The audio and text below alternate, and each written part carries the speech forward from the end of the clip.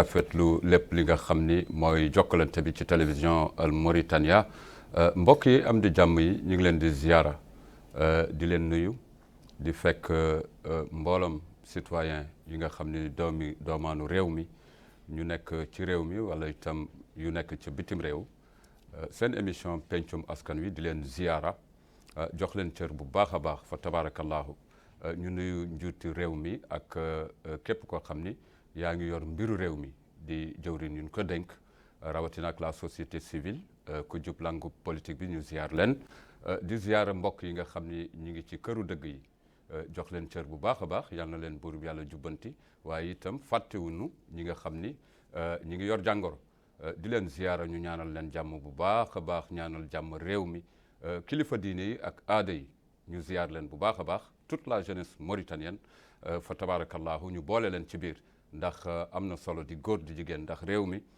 kenn ku nekk rek da ngay xëy di jukki li nga xam ni moom nga am yaakaar ni mooy doxal réew mi kenn ku nekk rek yëkkati ab bantam daal de teg bu ko defee ñu am loo xam ni ab tabax la na ci ñëpp jàpp nag incha allahu rabbi mbokk yi am di jàmm yi Ibrahima Idriss Wade di faral di jàkkaarloog yéen saa su jot àllarba bu jot fukk ak benn waxtu jàpp fukk ak ñaar ngir rek jukki waxtaan ci lépp loo xam ni am nañu yaakaar ni mbooloo mi dinañ ñu jox nopp waaye itam ñu xool programme télévision Al Mauritania à travers votre émission pencum askan wi ab ëtt la boo xam ni dañuy faral di dalal ay kàngam waaw doomaanu réew mi ñu ràññee ñu yore ay responsabilité ci réew mi ci doxaluñu réew mi tey nag mu doon lu spécial ndax bu ñuy wax liggéeyu ndaw yi ab tàggat leen ku ne xam na ni ndaw mooy dooley réew ñu jukki kilifa yu bare jukki ko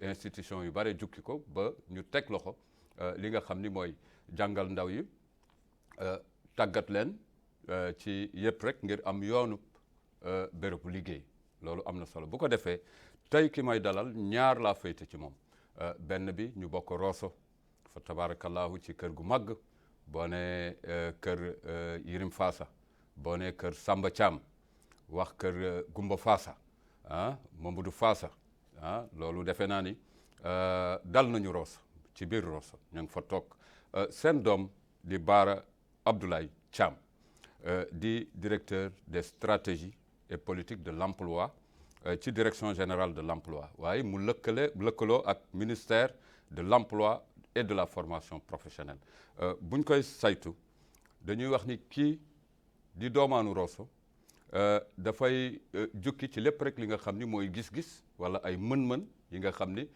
ci jafe-jafe xëyu ndaw yi waaw moom laa fi toogal Bara mu nekk koo xam ni ku xarañ la macha allah fa tabarakallahu di nuyu doomaanu Rosso yëpp ak doomaanu réew mi fu ngeen mën a nekk ci diwaan yi Bara Abdoulaye tey ñuy fas yéene waxtaan ci jafe-jafe yi nga xam ni dafa nekk ci kanamu ndaw ñi ci wàllu xëy buñ ci jógee xëy na ministère bi am na ay saafara yu am solo yi nga xam ni mi ngi koy teg wala mi ngi en phase tey nag ñu dalal la ngir jukki ñu waxtaan ci mbir yooyu nga xam ni am na solo trop ci doomaanu réew mi Bara Abdoulaye asalaamaaleykum wa rahmatullahi taala alayhi wa barakatuh.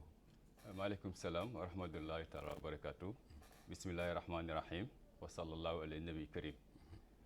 Idrissa maa ngi lay nuyu di am mbégte bu rëy tey di ñëw fii di teew ak yow mbégte bi nag fu mu ko natt passé na ko parce que man ak yow wax nga ko léegi yàgg na te loolu yàgg dëgg la waaw suñu famille yi noo bokk suñu famille yi du ñu bokk bu am solo te loolu aussi wax nga ko te dëgg bu wér peng la waaw di sant ñëpp ñu ni seetaan di sant suñu askan di wax rek tey du ñu ñëw fii yàlla jàppale nu ñu jéem a jukki lépp loo xam ni nguur gi teg na ko pour xool nan lay saafara lii muy xëyu ndaw ñi te ñu koy wax emploi ak loo xam ni mooy tàggat te ñu koy wax formation professionnelle. jërëjëf am na solo trop di la nuyu bu baax a baax sama yaram a ngi daw sax ndax boo jukkee li nga xam ni noonu la waajur yi taxawe woon te waajur yi doonoon ay tànk yoo xam ni fa tabarakallahu ci jokkalante ku ne Rosso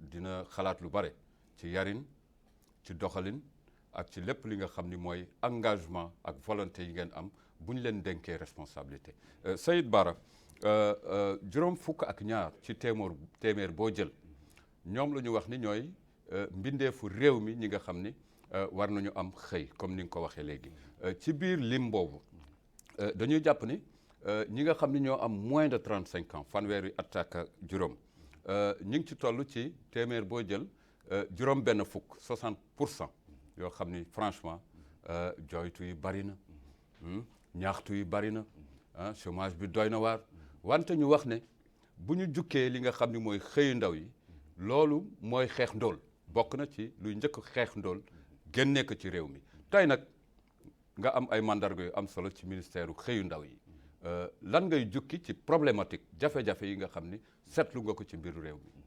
waaw Ibrahima maa ngi lay sant di la gërëm encore di wax rek problème yi wala jafe-jafe yi bare na li nga wax dëgg la soo xoolee koom-koomu réew mi nu mu tëddee informel bi moo ëpp dem nañu sax ba wax téeméer boo jël juróom-benn fukk wala juróom-ñaar fukk yu bare informel la informel mooy lan mooy nit yoo xam ni ñoom nooy liggéeyal seen bopp ñoom nooy jóg di daan seen doole nguur gi jox leen liggéey nekk ñu ci secteur privé te ñooñu soo leen xoolee aussi ndaw ñee ci ëpp jigéen ñee ci ëpp wax nga ko léegi population réew mi aussi ay ndaw nun te ndaw mooy yaakaaru ëllëg soo xoolee plus de 60% amuñu 35 ans ba pare jigéen ñi aussi duñ ci am doole donc loolu moo tax nguur gi teg ay pexe waaw nun ci loolu nu ñuy liggéey du ñuy teg ay pexe ay stratégie ay politique pour xool loolu nan ñu koy saafara waaw donc mu nekk nag lu yombul pour wax dëgg yombul waaw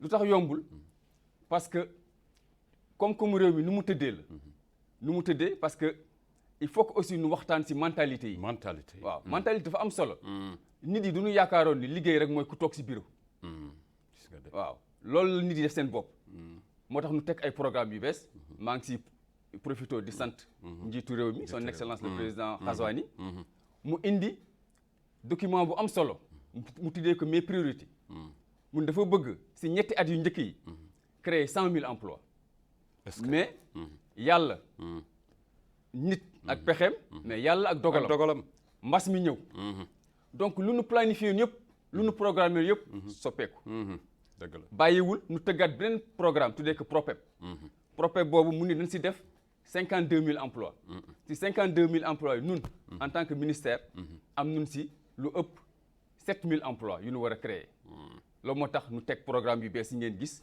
waaw pour yee nit yi pour wax nit yi nu ñëw jug parce que toog amatul jërëjëf ndax mbir bala nga koy faj nga xam lu mu doon jukki nga fi ay indices yu am solo ñun de ci suñu yaakaar loolu lañ jàpp ni loolu mooy liggéey ndax boo ñëwee gis situation ci réew mu mel nii ak yanjam ak taxawaayam ñi ngi def ay jéego bala ngay faj lenn nga teg sa loxo ci mandarga gàkk-gàkk yi nga xam ni moom la jur ñu indi fi ay indices yu alarmant ci biir programme yooyu ngay wax naka ngeen natt ubbee programme yi ndax am na ci wàllu jokkalante wax nga fi léegi wàllu changement de comportement foofu laay taxawagum lan la ñu xalaat ci doomaanu réew mi ba war soppi surtout ndaw yi ba war soppi parce que boo leen tàggatul lépp loo sotti ci ñoom dafay naax saay lan ngeen xalaat ci soppi changement de comportement ci mentalité surtout aju ndaw yi. Ibrahima maa ngi lay gërëm changement de comportement ak mentalité lu am solo la mais dama lay rappeler léegi que ministère bi dafa yore woon xëy mi ak ndaw ñi ak tàggat yaram pour te dire que c'est pas gratuit c'est toujours logique nu ñëwaat nu indi tàggat formation professionnelle ndaw ñi ak kii dem pour dire que dafa am benn lien boo xam ni c'est logique kuy wut liggéey du nga ko war a tàggat donc ñaari pàcc yooyu léegi nu ñu yore dëgg la waaw di wax aussi am na programme bu am solo bu ñuy wax Mehenti nu teg ko Mehenti lu ko tax a jóg mooy changer mentalité yi wax ndaw ñi liggéey du tuuti tey soo xoolee réew mi nu mu bindoo xool koom-koom bi nu mu bindoo am na métier yu bare nit yaa ngi koy def te dëkkuñu fi dañuy jóge feneen di ko def ci fii ñu ngi ciy suturlu di si daan seen doole di si faj seen ay aajo te nun doomu réew mi duñ ko def lu tax selon sa gis-gis. waaw loolu mentalité bi complexe bi. complexe bi mi ngi si. complexe mi ngi si. ak mentalité bi pour nit yi rek lu ma la waxoon sànq. que ñoom daal suñu amul liggéey boo xam ni. si bureau la nekk daal du liggéey. est-ce que waaw loolu doy na waar. te loolu doy na waar. doy na waar. doy na waar. donc programme boobu Mexinity. du nga ko bëgg a teg. pour yee nit yi. sensibilisation. soo xoolee commencé nu def ay affiches. ay pancartes. pour wax am na ay métiers yu am solo. yoo xam ni chaîne de valeur bu si nekk bi dafa am solo. am solo naka lu tax nga wax ni dafa am solo. dafa am solo parce que soo jëlee métier bu mel ni tourisme par exemple. waaw wala nga jël métier bu mel ni napp. bul xool rek nappkat bi dem géej. jël gaalam wuti jën. xoolal su dellusee. su dellusee. tefes bi. lay commencé. loo fa mën def. loo fa mën a def. ba jën bi di jóge si tefes bi bari dem ba si biir réew mi. yeneen i doomaanu réew ñoo comprendre loolu. waaw kay donc loolu moo tax il faut que ñu liggéey. ci mentalité Mexinity loolu moo tax mu jóg. pour que nit yi xam ni. métier du tuuti. il faut que nit yi def seen bopp que. liggéey boo def. soo si góorgóorlu. mën nga suturlu mën nga si daan sa doole. kon nag xëyu ndaw yi man nag dama àndoon ci benn mbir ndaxte ñaxtu bi mu jafe lool ndóol réew mi dañuy wax ne benn mbindeef ci jafe-jafe yi nga xam ni jot na fi am xam nga ngay romb nit jël lu mu moom gaañ ko yooyu bu ñu gëstoo dañu am xel ñaar ni benn phénomène ndóol la ab ñàkk waaye ndax ñàkk war na mun a tabbi ci mbir yooyu nga xam ni daw def naka su dul noonu jukki alalu jàmbur mandargal ko dafa doy waar mais loolu dañ ko accuser ndaw yi tey d'accord nga ci. d'accordum si. lu tax parce que ñàkk warul a tax nga dem def loolu nu def noonu. parce que nit dafay am jom. nit dafa war a gëm boppam. ñàkk da nga war a liggéey. liggéey moo yore réew. c'est vrai. ndóol mi am na. c'est vrai jafe-jafe yi am na. mais teg nañu ay programme teg nañu ay jéego yoo xam ni. pour loolu la pour saafara ko. waaw il faut que nit yi gëm seen bopp. yow soo xoolee fi nga nekk. nga xool sa gannaaw. am na ñeneen ñoo xam ni yaa leen tani fuuf. yaa leen tani fuuf. donc il faut que nga jóg. xool yow lan nga bëgg a defal sa réew. avant ñuy soppi ministère bi. waaw amoon nañu pàcc bu rëy bu ñu tuddee un programme tuddee Watanuna. mooy. ba léegi mi ngi dox ba léegi mi ngi dox mooy. jël ndaw ñi. defal leen lu ñuy wax le service civique. c'est-à-dire un don de soi. liggéeyal réew mi waaw nga liggéeyal réew mi yow liggéeyal réew mi sa bopp nga liggéeyal en fait. waaw loolu aussi c'est très très important. donc yooyu yëpp teg nañu ko. ñi ngi si. et nous on est en train de dérouler et macha allah. je crois que on va. jërëjëf dinañ ñëw ci méthodologie. parce que itam lu ñuy jukki ci bànqaas yi ñu nekk nii émission bi ñu nekk nii moom mooy ndaw bu ñuy seetaan wala bu ñuy déglu bu xëyee. xam ni yéen yi ngi yore ay mbir yoo xam ni mun ngeen leen tontu ci li nga xam ni mooy seen demande dinañ ci ñëw léegi mais ci inadéquation ci bu làkku ci formation professionnelle ak système éducatif bi formation technique et professionnelle aux besoins du marché national loolu dañu wax ni am na jafe-jafe ci biir kuréel yi nga xam ni ñoo war a gunge liggéeyu ndaw yi d'accord nga ci. waaw d'accord naa si am na jafe-jafe parce que ñiy génn. ci système buy jàngalaate bi. système éducatif suñu génnee. ñaari affaire mooy am. marché du travail bi mënu leen absorber. ñoom ñëpp. ba pare aussi qualité bi suñu génnee lu ñu leen jàngal généralement mënuñu ko exercer. lu tax Bara loolu moom. parce que loolu moo tax ma ne la. duñu nekk si benn reconstruction bu rëy. waaw il faut que nu bindaat. programme yi. bindaat defaraat lu bëri daal. parce que nit. doo ko formé pare mu génn. te doo ko wutal fu mu jàpp te pare moom li nga ko formé sax xëy na c'est dépassé. donc addina day dox. waaw donc foog mu adapté wu. loolu moo tax je pense que. li ñu indee formation professionnelle muy tàggat. lu ama solo la. lu am solo la jërëjëf. ñaareelu tolof xam nga réew mi du yéen rek yéen a yore mbiru tàggat ak xëy. am na yeneeni service yoo xam ni ñu ngi ko yor ci réew mi daanaka sax ñoo bokk njiit. di kilifay réew mi dañu wax ni da ngeen ñàkk jokkalante seen biir liggéey ci doxalin yi ndax gis ngeen prox ndollo yoo xam ni ñaw ngeen ko diggante yéen ak ñi nga xam ni yéen a bokk li ngeen di faj mooy liggéeyu ndaw yi. waaw xam nga suñu nee xëy. ñu koy wax emploi. dafa transversal. soo xoolee ñun sax ñun ministère de l'emploi ñun duñu créer liggéey ñun on crée les conditions de travail. waaw on crée les conditions on teg ay programme teg ay projet loolu nga wax am na solo parce que am na manque de coordination xam nga bu njëkk ku nekk day toog rek ci koyam di def li ngay def mais li ngay def tant que waxoo ko ñeneen ñi xam li ngay def donc du avancer xëy na sax yow li ngay def ak kële toog ci koyam li muy def yéen li ngeen def yëpp benn la donc il faut que mu am coordination te loolu ñi ngi ci léegi ñu ngi coordonné ak agence yëpp pour affaire bi jëm ci kanam yenn capacité itam dinaa ko ci toftal waaye dinañ ci ñëw ndax am na solo doomaanu réew mi génn am nañ ci dëgg génn rek ngir wuti xëy feneen ndax réew mi nu mu taxawee ñu xam ko ñun ñëpp war nañu mën a tey accepter doomaanu réew mi di génn di def naka sudul noonu ci ay yoon wala ci ay pexe ngir rek am lu mu yaakaar feneen mais baara ñun am nañu richesse de. waaw richesse fa tabaarakallaahu. waaw Ibrahima man damay wax ni sax ndawu réew mi di réewu Mauritanie suñu réew waruñu jéggaani feneen. wax nga dëgg Ibrahima loolu lu am solo la mais xam nga génn tukki droit la xam nga nit et puis aussi da nga ciy jàng da nga ciy am expérience. mën nga génn wuti dellu si du yàq dara.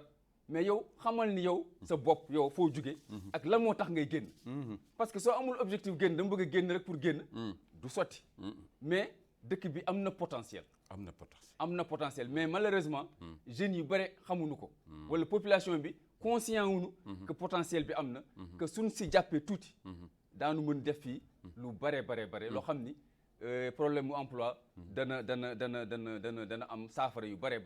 Bara Ablaye auto emploi tubaab daf koy wax. mel na nga dugg ci oto rek. mu jëmale ci yoonu xëy. lan ngeen xalaat ci auto emploi. waaw auto emploi. mooy nga liggéeyal sa bopp. nga nekk sa patron bopp. waaw nekk sa chef bopp neex na trop. waaw wala nga koy xam ñu yëlif la. neex na trop waaw. parce que c'est normal parce que économie bi nu mu tëddee.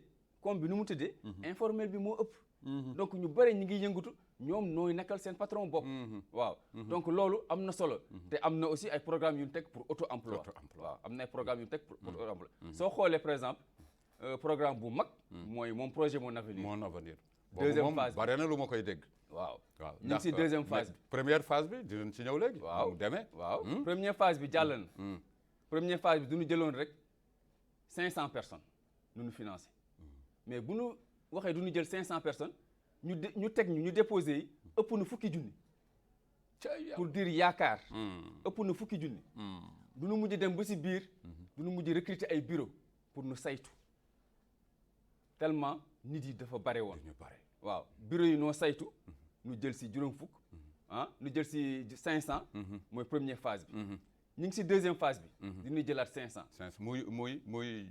muy junne mais première phase bi si lu nu créé si xëy mat na junne ak juróomi téeméeri 1500 xëy 1500 waaw 1500 xëy ñi ngeen jokkool ak ñi taq ci ñoom parce que suñu la financé duñuy teg benn condition bu ndaw si siir mooy yow Ibrahima financé noonu la da ngay def lii mais defal de telle sorte que nga créé ñaari emploi yow defal telle sorte nga recruter ñaari nit ñu jàppale la si sa projet donc buñ ko xaymee bi passé créé nañu 1500 emplois donc ñu ngi si phase bu ñaareel bi phase bu ñaareel bi nag mu am particularité parce que duñ ko def ak xarala yu bees yi da ngay tijji plateforme dugg si inscrire donc phase bu ñaareel bi inscription bi c'est à 100% sur le net waaye mais am na ñu amul net te ñàkk amul net am nañu amul net effectivement problème boobu waxtaan nañ si lu yàgg waaw mais addina day dox jamono day dox addina bi fu mu jëm léegi nga koy waaj pour commencer initier nit yi ci xarala yu bees yi bu ñëwee nga dekk ci xarala parce que aussi dafa am benn aspect bu am solo mooy ñun duñu bëgg a créer ay hommes d'affaires ay entrepreneurs yoo xam ni c'est de qualité donc il faut que soo daan wut 5 millions mais xanaa lu mu néew mën nga jël benn juróomi junne def si connexion bu rëy dëgg la pour dugg si plateforme yi pour envoyer sa ay données waaw te xool nun depuis lors macha allah nit yaa ngi bindu ñu ngi am données yi ñu ngi ñëw te ñu ngi traité dañuy ñëw ci wàllu transparence bu ma déggee ministère wala kuréel bi nga xam ne dañu jukki mbiru xëy di woo nit ñi pour que ñu ñëw yàgg nañu dégg ni du jaar nu mu war demee ndax day am ay prox ndoll dama bëgg a wax lu mel ni corruption ak lépp li nga xam ni mooy boo jógee di def dara nga def lu leer doomaanu réew mi ci unité nationale ak ci tolloo li nga xam ni mooy prise en compte yooyu ci jëm ci wàllu transparence lan ngeen ci jukki waaw loolu li nga wax ni am na solo am na ay temps nit yaa ngi ko doon wax mais soo xoolee ba si biir mën nañu wax perception la nit yi du ñuy wax mais mënu la tegal firnde fa yàgg ak ñun sax waaw idéologie yooyu très bien kenn mënu la tegal firnde ni man de sama dossier teg naa ko nii mais daal kenn jëluma c'est-à-dire que ñun duñu teg ay critères pour jël nit yi waaw critères yooyu dama lay jox benn exemple phase bi nu nekk pour mon projet mon avenir da ngay am 18 ans ba 40 ans comme duñu jël xarala yu bees yi ñu ni segg bu njëkk bi machine bee koy segg ah oui waaw te machine bi comme duñu ko programmé si 18 ans 40 ans képp ku dugal ëpp nga 40 ans wala eggu 18 ans machine bi doo jàll est-ce que machine bi donc daf ñuy dimbali ñun ñi di saytu que ñëpp ñuy dossiers yi nekk fii c'est tranche d'âge 18 ans 45 ans dans un premier temps waaw après nag ñu dem si yeneen état bi est-ce que waaw pour te dire que li nga wax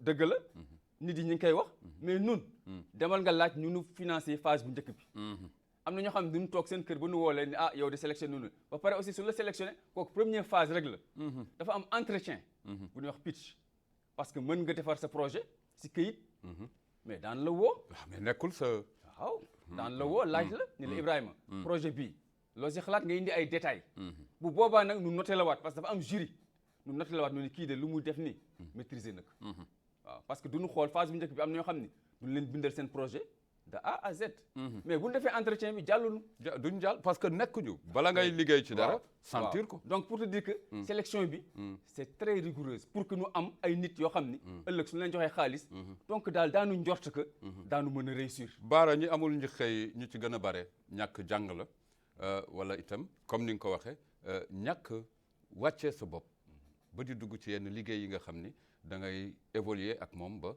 mu xëy sotti mu nekk ay mbir yu am solo fa tabarakallahu mbokk yi am di jàmm yi dégg ngeen Bara Ablaye Thiam li nga xam ni jukki na ko jëm ci jafe-jafe liggéeyu ndaw yi waaye ñi mënul ñi jàng te ñu laaj leen ay projet ñu mënul ñi bind projet te ñu laaj leen ay projet yan pexe ngeen leen amel waaw loolu ñooñu aussi kenn fàttewu leen jëndul leen en compte soo xoolee Méhéniti programme bu mu la wax léegi moom la ñuy jukki léegi xam nga ñan moo tax ñu jóg ouvrier yi ak apprenti yi Méhéniti amul xaalis kenn du la jox xaalis oui déedéet du ñuy ñëw da nga amee sa atelier da ngay liggéey lan nga soxla matériel wala apprentissage wala formation yow am nga sa atelier xëy na amoo moyen pour jënd matériel ñu évaluer ñaata nga soxla si matériel ñu jëm jëndal la matériel bi jox la ko est-ce que sa atelier fu mu nekk xëy na atelier bi baaxul mën nu ko réfectionner defar ko bu mu baax ku ko romb ni atelier Ibrahima bi kat baax na loolu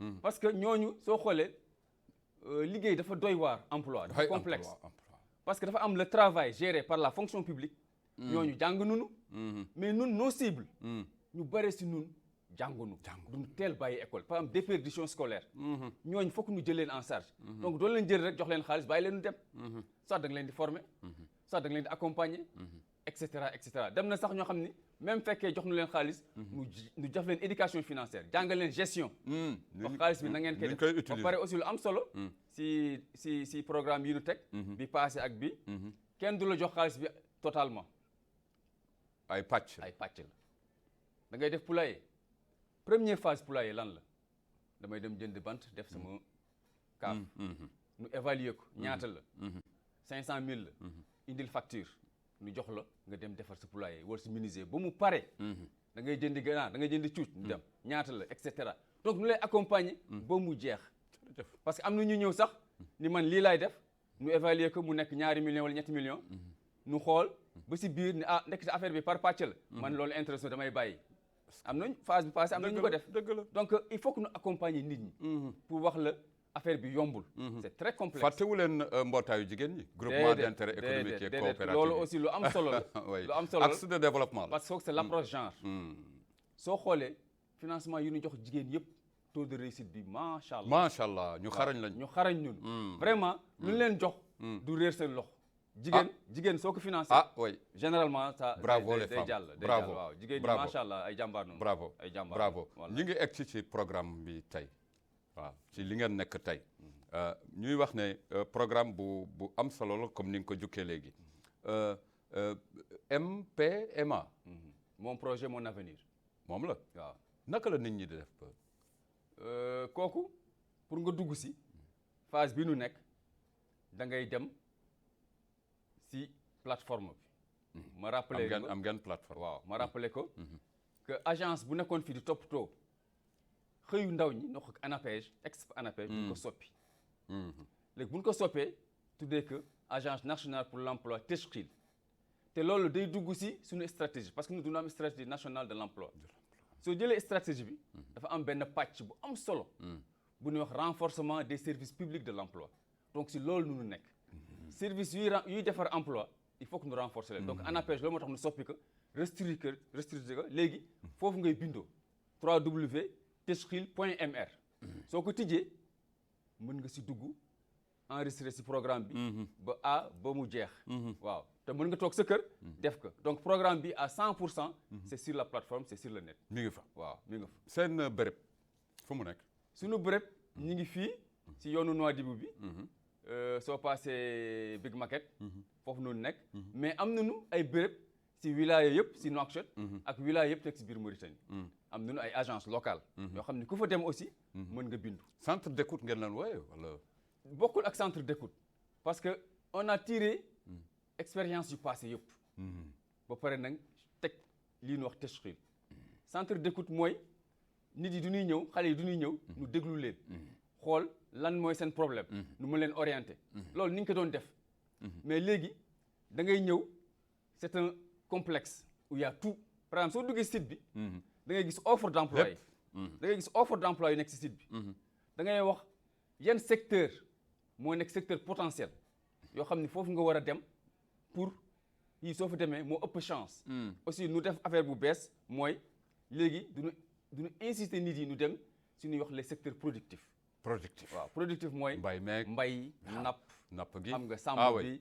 parce que secteur yooyu moo ëpp chaîne de valeur ça ne veut pas dire que nag keneen ku def leneen loo xam ne nekkul secteur productif kenn du la financer. mais daal man damay conseiller nit ñi. kuy defar projet. naka def si secteur productif. waaw parce que dafa am chaîne de valeur bu am solo bu nekk si biir. mais comme koppar yi bare na ñaata ngeen di joxe. koppar yi bare na parce que pour mon projet mon avenir. ñu ngi commencé si 500000. 500000 ba 5 millions. 50000 nouvelles monnaie. waaw mooy 50000 nouvelles monnaie. juróomi téeméeri junne. waaw ba 5 millions. ci xaalis bu bees bi. fourchette boobu nu ñuy commencé. waaw donc am nag benn kii bu am solo. buy nit yi di laajte. mooy problème garantie bi. oui yéen da ngeen koy laajte. waaw c'est-à-dire que nit yi du ñuy wax est-ce que am na garantie. soo xoolee si formulaire yi. am na benn pàcc bu ñu bind garantie. mais nguur gi xam na ni ndaw ñi yëguti amuñu garantie. léegi ñu defal la parce que aussi ñun après dafa am benn liggéey bu ñuy def à l'interne mooy du ñuy jukki dossiers yi. xool pàcc bu nekk lan mooy résultat bi. si garantie bi ñu jox la ay options ni la est-ce que am nga terrain. est-ce que am nga lii am nga lii pare nag des benn option ni la caution morale d'une personne solvable. ni la yow Ibrahima yow koñ bi nga nekk. xanaa am nga nijaay. xanaa am nga tante xanaa am nga rak boo xam ne xam na la. yaa ngi liggéey. mu ni kii de sama jarbaat la. kii de mën naa ko garanti. kii de su ngeen ko joxee. tukkiwul dawul. xaalis bi da nga ko delloo te aussi nu rappelé que xaalis bi du maye. il faut nga delloo. waaw foog nga delloo. bor la day woyof. bor la day woyof il faut nga delloo. waaw foog nga delloo. d'ailleurs delloo bi système mu delloo bi lu baax la. couverture daf lay sécuriser yow sax. waaw daf lay sécuriser. dana wàññi volonté bi. dana wàññi lépp mais nga bàyyi sa xel ni. xaalis bi non seulement ay pàcc. woyof na pour wax dëgg yàlla. waaw woyof na ba pare suñu la ko joxee. lu lay bàyyil ab diir. diir bi ñaata doo remboursé toll. mën par exemple mën na nekk ñetti at. est-ce que waaw mais mënul la bàyyil ay weer yu bare. doo remboursé. nga commencé remboursé. ba pare lu jël benn aspect bu am solo. am léegi-léegi maa ngi lay wax. comme réew mi. informel bi moo ci ëpp. léegi nu jël benn pàcc bu baax dugal ko ci mooy formaliser l'informel. mooy koo xam ni. yaa ngi yëngatu mais yow sa entreprise xëy na amul këyit. xëy na xamoo sax foo koy defee suñ la financé incha allah ñu lay accompagner da ngeen leen di topp ñu waaw accompagner la yóbbul si service yoo xam ni ñoom nooy defar entreprise yi mu wutal la récépissé loolu wutal la registre de commerce comme ça nga am entreprise boo xam ne am na këyit loolu ñuy formaliser informel bi parce que loolu aussi dafa am solo parce que yooyu yëpp ay données la yoo xam ni duñ koy mujj recueillir parce que problème suñu réew mooy problème données problème chiffre yoo xam ni banque de données yu baax la yoo xam ni mën si sikkandiku parce que soo ko amul da ngay naviguer à vue mais doo xam fan nga jëm parce que données yi c'est pas fiable dëgg la waaw loolu aussi du ko bëgg a jël en charge am na solo trop mbokk yi am di jàmm yi seen télévision Al Mauritania seen émission pencum askan wi saa yu jot rek ñu jukkil leen ay kàngam yi nga xam ni am nañu doole ci réew mi doole mooy am na as néew loo xam ni dénk nañ leen ku ñu war ko doxal tungu ne du teew ñuy nataal aju ndaw yi da ngeen dégg kii nga xam ni mooy Bara Ablaye Thiam jukki fi yore nag mbir yoo xam ni ci xalaat ak ci orienté ak ci jëfal li nga xam ni moo jëm ci yoonu wàllu liggéeyu ndaw yi mu am solo trop fa tabarakallahu Bara damay ñëw ci lenn lu ngeen di wooyee antécédent financier bu négatif boo xam ni kenn taamu ko daal antécédent yooyu lu tax mu ànd ak xët yi ngeen xam ni yéen a ngi ci waaw soo xoolee si formulaire bi pour mon projet Mon Avenir phase bi du ñu insister si loolu dem nañu sax ba ni képp koo xam ni financé nul si phase bi mënoo si bokk doo bokk ci phase bi déedéet ku amoon si phase bële dootoo ñëwaat pour jox chance ñeneen ñi dëgg la waaw ba pare aussi dafa am ñoo xam ni yow le fait sax nga bokk si chance la parce que am na ñoo xam ni ñi ngi xaar waxoon naa la bee jël nu fukki junni dossier am na ñoo xam ni bokkuñu si fukki junni nu jël si juróomi téeméer donc sélection bi il faut que nu xam bu baax nun ñan ñu amee mbir donc antécédent yi dafa am solo antécédent financier négatif mooy koo xam ni xëy na amoon na ay difficulté ay jafe-jafe ak yeneen financement yu njëkk yoo xam ni yoo xam ni fayu ko correctement yoo xam ne nit ñi ngi koy toppee ay bor ñun soxlawuñu loolu naka ngeen koy xamee soxlawuñu ñooñu parce que léegi naka ngeen koy xamee loolu très bien parce que léegi si sa carte d'identité rek suñu xoolee sa numéro national d'identité mën nañu xam diw fan la nekk fan la juddoo et cetera te mën nañu laajte yeneen kuréel yi nekk si réew mi di joxe ay prêt di joxe ay financement nu vérifier nu waaw nu xool diw mii de jëloon na bor si nun mais delloowu ko wala mi ngi koy delloo des na kooku bëgguñu ko ñun duñu bëgg ay porteurs sains ay nit yoo xam ne vraiment suñu lay joxee alal bi nu liggéey ko delloo ko si nu mu dee parce que am na seen ay mbokk am na seen ay rakk am na seen ay jaraat ñu taxaw di xaar waaw loolu moo tax antécédent financier négatif vraiment soppuñu ko waaw soppu et on va veiller à ça pour que du polluer un peu le programme dëgg la mbokk yi am di jàmm yi Bara Ablaye ci ministère bi nga xam ni moo yore xëyu ndaw yi wax nga fi léegi wàllu jeunesse da ngeen leen bàyyi déedéet parce que léegi détachement am na waaw bàyyi da ngeen bàyyi déedéet ndaw yi moom ndaw yi bu ñu demee fële te ñoom ngeen di jukkil lan moo war ci ñoom par rapport ak yéen seen service seen structure yi ndaw yi bàyyiwuñ leen parce que ñoom pàcc bu am solo la si réew mi waaw c'est vrai noo nekkaale woon parce que aussi kooku vision la woon nu jël xëy jël ndaw jël tàggat yaram parce que aussi ndaw ñi suñu jugul si ñoom benn menace la menace bu doy waar menace bu doy waar la parce que il faut que nga occuper leen soo leen occupé wul jox leen ay programme nu nekk si mënuñ dugg si leneen yaa ngi wax léegi am na ñuy dem immigration clandestine am na ñuy dugg si leneen loo xam ne jarul ñu koy wax fii mais ñëpp xam nañu waaw junj doy na borom xel donc ndaw ñi bàyyiwul leen même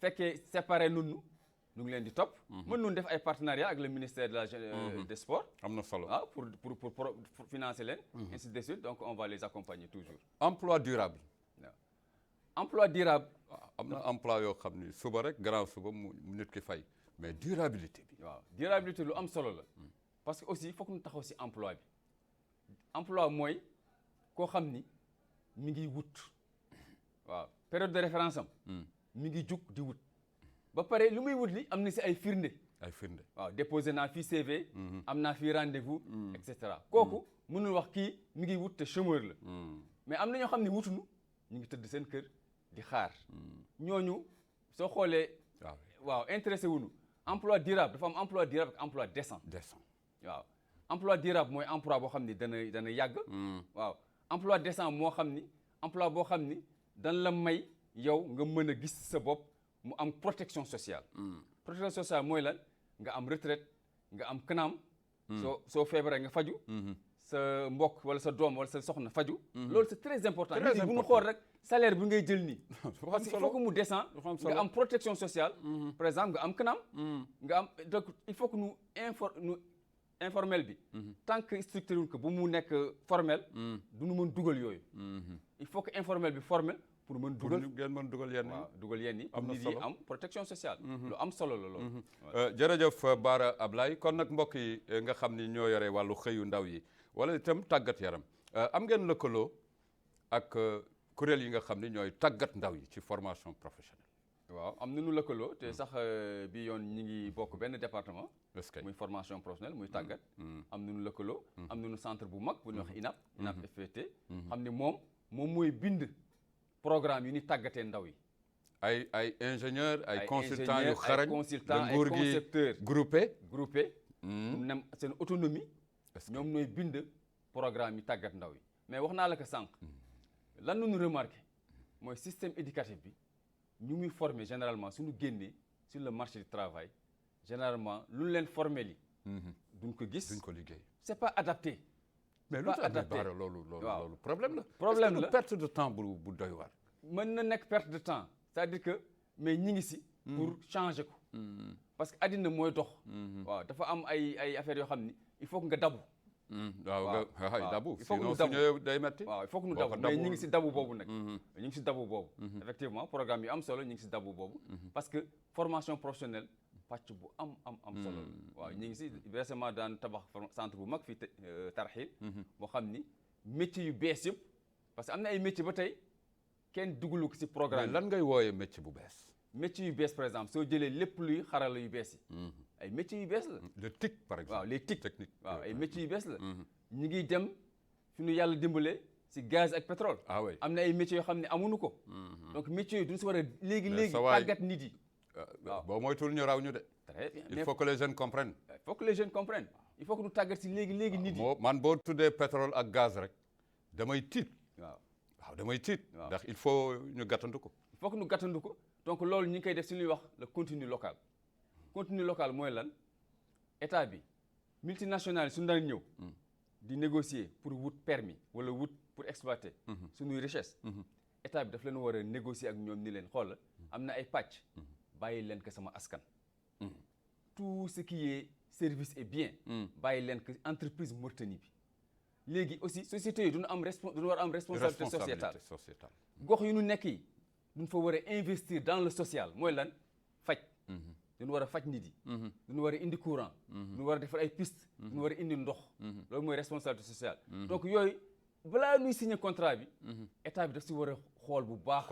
pour veiller à ça.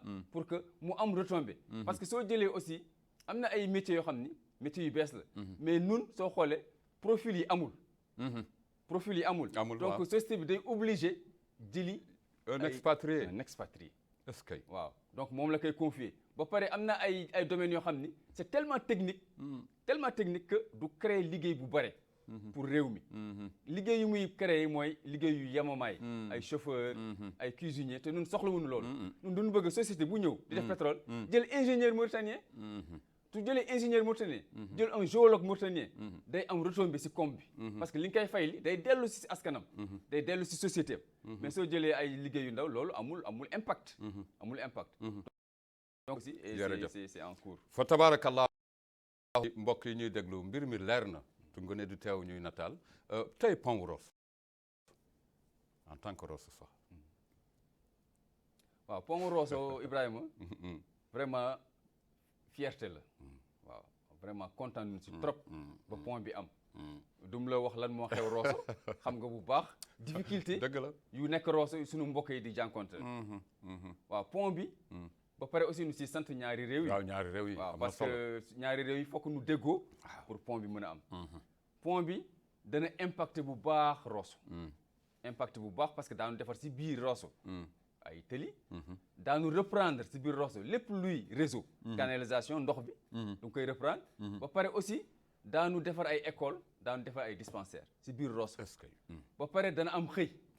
waaw dana am xëy boo xam ni c'est pour des gens qualifiés et dana am xëy pour des gens non qualifiés non qualifiés waaw ñi ngi xayma si 60 chinois yi war a ñëw Rosso tabax foofu seen camp de base 160 chinois mais sëñ Bara li ngay wax ni am na solo mais doomaanu Rosso yi ñi ngi fii di doy na waar waaw loo leen di jukkil tey ku dëkk Rosso ak mbir mu fay xew loolu ngay jukki ban appel ngay lancé par rapport à lu may wax rek mooy nu jug xam nga xool lan nu ñuy def ñu jéem si dugal seen loxo bul toog rek ni man kenn woowu ma wala yëgu ma ko déedéet da ngay jug yow si réew mi nga bokk yow Rosso nga bokk te lii yow yaa ko moom yow nu ngi ko indil donc da nga parce que waa Rosso population bi ñoom nooy les parties prenantes parce que ñoom nu ngi ko defal xam nga partie prenante des fois nit yi duñ ko comprendre par exemple da ngay wax rek kii société buy defar pont bi ak état bi la concerné mais tant que associé wuñu population bi ñu ñëw jël affaire bi mu nekk seen bopp jël seen projet mu nekk seen projet mën na am ay difficultés donc nit yi nu jóg waa Rosso nu jóg xam ne lii seen mbir la ñu dóor si seen loxo incha allah am si ay retombées. am na ñaari laaj yoo xam ni moo ñu dese fukki simili fa tabarakallah moo ñu dese waaye ñaari laaj yi dafa am solo Bara démb dañ la daan seen nga nekk ku actif développement local ci yenn taxawaay yi bàyyi doo munoo ko bàyyi ndax ci nga soqe ko nit ki loo gimmee rek boo sañoon mu bokk sa yoon te ñu ngi koy rafetlu sa taxawaay tey am nañu mbégte di am doomaanu Rosso bu toog yore di jukki lépp li nga xam ni réew mi ngi koy nas waaye rawatina ak ci ministère bu toll nii démb nga nekkoon ci yenn gis-gis yi tey nga yor ay mandarga ndax xalaat nga ni réew mi dox na li ngeen yor mi ngi dox am ngeen ci yaakaar ak fu mu toll. waaw Ibrahima réew mi ngi dox te am nañ si yaakaar te lu ma nekkoon aussi ba tey maa ngi si. fa tabarakallah parce que nit du soppeeku. du soppi waaw nit du soppeeku. man xam nga ma. waay wallaay Rosso soit là. tabarakallah du ma soppeeku. c'est-à-dire que li may def nii. moom laa mos a def. est-ce que xëy na peut-être casquette bi moo changé rek mais te casquette da nga koy dindi. waaw man.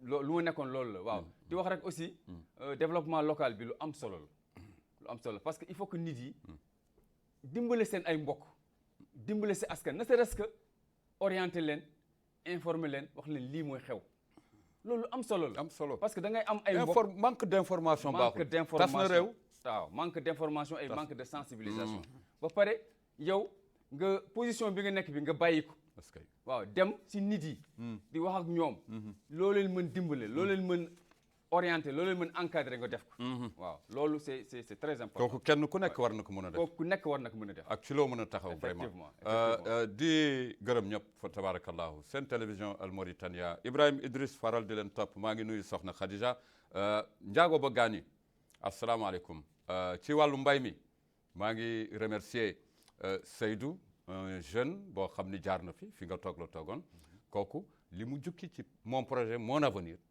fa tabarakallahu dal na xel ñi ngi ñaax mbokk yi parce que gone googu mi ngi ci waar wi waaw dañu wax ne sax il a compris ba tegu ci am financement mon projet mon avenir ba tey ji boo demee Rosso il produit et moom mooy patron boppam xool fu mu jaarale li nga xam ni moo meññ et mu nekk ndaw boo xam ni buñ ko laajee dafa ni lenn moo nekk ci boppam mooy réew mi tolof bu mu amoon ci wàllu légume waaw mu tombeek koor gi ñu toog di jéggaani légume duggul mu doy war trop Bara aspect yooyu jóg ba mën a demal sa bopp lan nga ciy jukki walla aspect yu am solo la gis nga mbas mi bu mu nekkee fii ñu tëj frontière yi dem nunu pour nga am fi fruits et légumes mu nekk problème loolu moo tax ñu orienté année bi les secteurs productifs parce que mbay dafa am solo fokk nga bay pour d'abord yow li nga lekk ensuite nga commencé jaay waaw am na macha allah phase bu njëkk bi ay nit yu am solo yoo xam ne du leen financer wàllu mbay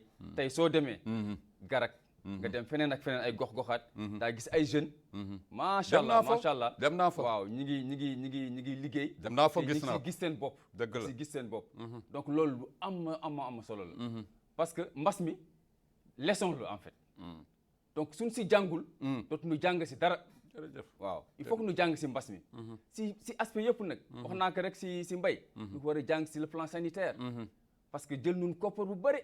def ko si ay masques ay vaccins. est-ce que. jël nañu koppar bu bëri def ko si sécurité. frontières yi tëj na fi. jël nañu koppar bu bëri def ko si les ménages pauvres. pour appuyer leen. mais jël nañu koppar bu bëri def ko si relance économique. dëgg la. lu ëpp ñaari téeméeri milliards. def na ko si relance économique. relance économique pour comme bi. dawaat. waaw donc loolu imprévu la. kooku programme ko woon. donc loolu aussi daf nu war a yee. dëgg la waaw imprévu daf nu war a yee. pour dire que il faut que ñu dem si le secteur productif. secteur productif rek moo nu mën a dimbale. que Mauritanie. dem si kanam. te potentiel bi mi ngi fi. mi ngi fi waaw potentiel bi mi ngi fi. fa tabarakallah mi ngi fi. soxna Khadija maa ngi lay nuyu ak Cheikh Mawlud Gonayow Cheikh Abdoul Aziz maa ngi nuyu bàjjan Astu ku baax nga xam ni mooy kilifa kër Cheikh El Hadj Mbaye Wade di ziara fondation bi di ziara itam doomaanu Roos yi fi nekk doyen Oumar Gueye ci chantier naval maa ngi lay nuyu Ngisali Fall Ba Madine ñooñu nga xam ni fa tabarakallahu ñi ngi suñu kanam waaye da nga may fàttali koo xam ni vraiment di ko nuyu fu mu mën nekk ci diwaan wi muy Samba Thiam ku baax di ko ziara di ziara mbokk yi nga xam ni ñu ngi ñuy seetaan si seen télévision Al Mauritania Bara Ablaye njiitu réew mi nga jàkkaar lool. ana ban message. ban message nga ko fas yéene jukkil. waaw di wax rek njiitu réew mi ñi ngi koy sant di ko gërëm. di wax mi ngi bay waaram. te teg na ay programmes yu am solo. pour jàppale ndaw ñi pour ndaw ñi am liggéey. am xëy. waaw di wax lépp lu ñuy diriger. lépp lu ñuy dérouler. en fait ci programme la ci programme nu ngi ko tibbee. waaw di wax aussi programme la bu pertinent. bu pertinent waaw bu pertinent dégg naa ñu ni sax dafa diis. doomaanu réew mi tey mënul xalaat ni loolu dana antu. njiitu réew mi li mu bind moom. waaw li mu bind am na solo. doy na waar am na solo man de damay dute ni. c'est très pertinent. c'est très pertinent. parce que dafa xam réew mi. est-ce que waaw dafa xam réew mi loolu leer na la. waaw xam potentiel yu réew mi. donc il faut que ñu jàpp si. waaw ku nekk fu mu nekk. jàpp si dana baax. dana dem am nga ci yaakaar. am naa si yaakaar tabarakallahu boo nekkee sa bureau. ndaw yi di la fekk si. tey jii nga toog ci fi nga xam ni ñoom ñi waroon ñëw ñu ngi lay déglu loo leen di wax. li mu leen di wax mooy nu ñu góorgóorlu xam seen bopp xam ni réew mi fii nu bokk du ñu dem feneen. seen avenir fii la nekk. que am nañu chance bu rëy. que nekk si réew boo xam ne am na potentiel yu bare. gis nga ñeneen suñu ñëwee fii ba xool potentiel bi nekk si Mauritanie duñuy wax mais Mauritaniens yi xaw ma la moo leen jot. ah oui. ça c'est chaque fois duñu koy wax. loolu moom mën naa ko témoigner. il faut que nit yi yeewu. nga xam ni réew mi am na potentiel. am na liggéey. nit yi bu nu bàyyi rek liggéey mooy ku toog si bureau. waaw nu génn xool secteur yoo xam ni liggéey bi fa la nekk. nu jëm liggéey te ñun on est prêt pour les accompagner. man sama bureau la porte est ouverte. Ouais. Les gens chaque fois je reçois les gens pour les orienter pour les informer ce que nous sommes en train de faire. Ouais. Et ça, c'est mon devoir. Parce que nous sommes des agents publics. Nous sommes là pour deux choses. Lesquelles? Pour servir notre pays et informer, orienter les citoyens. Nous, loolu rek moo tax mu toog. ñëwuñu pour wut ndombol tànk ñëwuñu pour wut xaalis suñu doon wut xaalis ñu dem wut leneen. ñu dem defi leneen ñu dem bayi. mais ñu ñëw pour orienter nit yi. parce que on est dans un service public. public. ñëpp ko moom ñëpp ko moom. sans discrimination de race, rassurer, informer ko orienter ko. waaw on est là pour servir aussi notre pays. Bara si jaamu yàlla. ndax gëm nga ni ku nekk bitim réew mën na développer réewam. ku nekk bitim ndaw yi nekk bitim réew am dara. ndax mën nañu développer. léegi wax naa la njiitu réew mi programme bi mu teg yi. programme bu pertinent la. pour la première fois mu jël en charge la diaspora. parce que am na ay Mauritaniens yu nekk bitim réew ay doomu réew yu nekk bitim réew. mais yàlla may leen teranga bitim réew. yàlla may leen xam-xam nu jàng. te ñooñu lu mu mënti nekk ñooñu ay Mauritaniens nu donc si programme bi. am na pàcc boo xam ne pour ñooñu la pour nu dellu si. investir te mi ngi commencer. petite et moyenne entreprise. permettre aux Mauritaniens d'investir. bien sûr les Mauritaniens de l'extérieur vont revenir et ils vont investir. est-ce que. et ça aussi si programme njiitu réew mi la. donc pour te dire que c'est très pertinent et c'est très cohérent. am na solo am na solo bala ngay wutal nit ki xëy mu am wér-gu-yaram. mbas mi ngi fi dañuy wax nañ ñàkku gëm nga ko.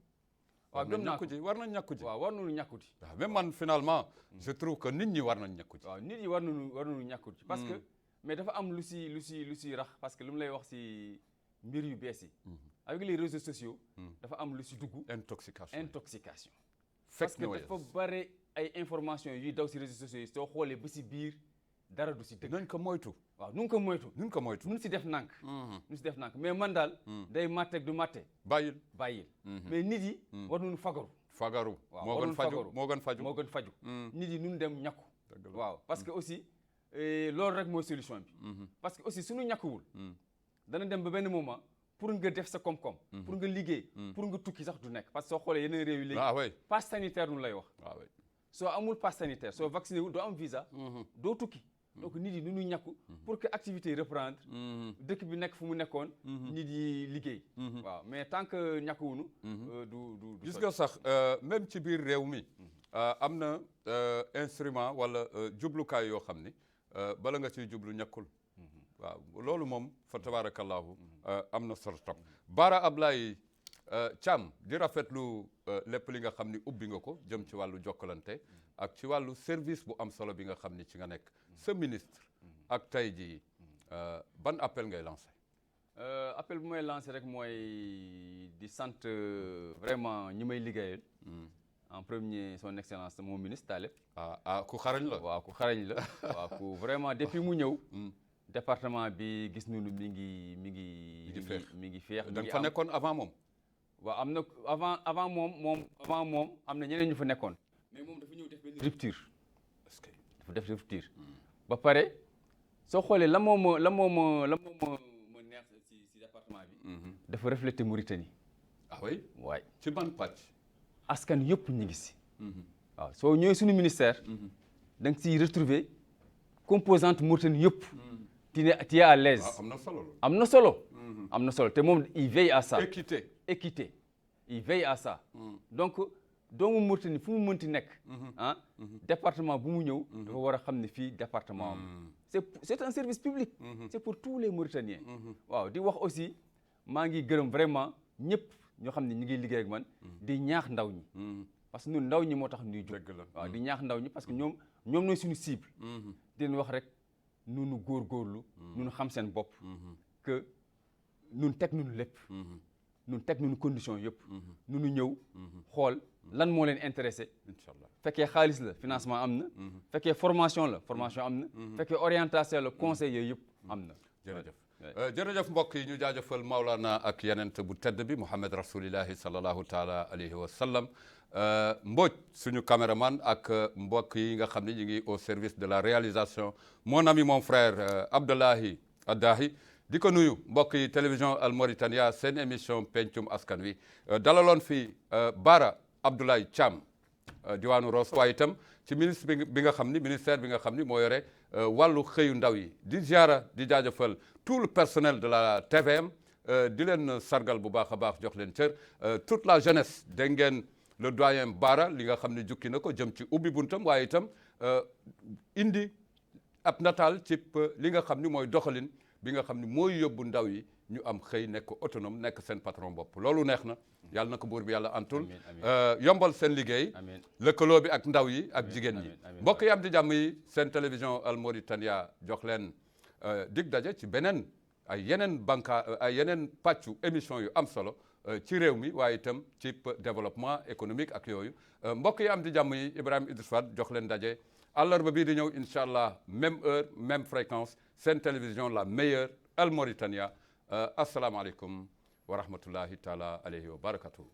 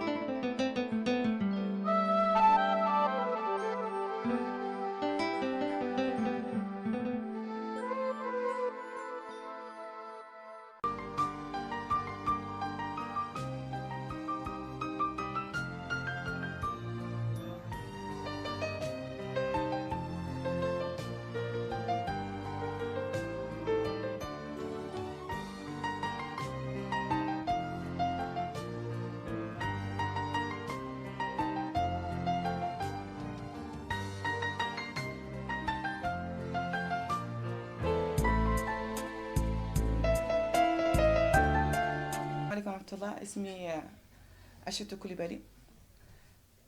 نحن هون في نواديبو. هذه كوبراتيف مكري ديبي 2009. نصنعوا الصابون وعندنا ديفيكولتي. شنو هما؟ نو ديفيكولتي هما هذا ديزامبلاج. ما عندنا ديزامبلاج. وبلد نحن في حالة كارينها. نحن متكونين من 21 مرة. هاي الكوبراتيف 21 مرة ما شاء الله. نعدلوا الصابون. وصابون ملي متكون من نش. في شي معدل من ديوتير. في شي معدل من البلدي واللبن.